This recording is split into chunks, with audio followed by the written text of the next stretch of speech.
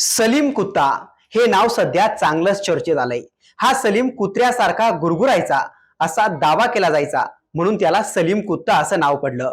पण अंडरवर्ल्ड मध्ये असे अनेक सलीम होते ज्यांना वेगवेगळ्या नावाने ओळखलं जायचं। हुसेन जैदी यांच्या माय नेम इज अबू सालेम या पुस्तकात अशीच एक यादी दिली आहे। अंडरवर्ल्ड मध्ये प्रत्येकाची ओळख पटावी म्हणून प्रत्येक सलीमच्या नावापुढे इतर नाव जोडण्यात आलं होतं। उदाहरणार्थ सलीम टेम्पो, पूर्वी टेम्पो चालवायचा म्हणून त्याच्या नावापुढे टेम्पो लागले। एक सलीम खोटे पासपोर्ट बनवण्यात हुशार होता म्हणून त्याची ओळख सलीम पासपोर्ट अशी झाली। सलीम बिस्मिल्ला खान कुर्ल्यात राहिला होता। मुंबई स्फोटातला हा आरोपी होता, त्याचं नाव सलीम कुर्ला असं पडलं। एक सलीम होता, तो दक्षिण मुंबईत काँग्रेसच्या उमेदवारासाठी तलवारीच्या जोरावर मतदान बूथ ताब्यात घ्यायचा, त्यामुळे त्याचं नाव सलीम तलवार असं पडलं। सलीम हड्डी हा खूप बारीक होता म्हणून त्याचं नाव चक्क सलीम हड्डी पडलं होतं।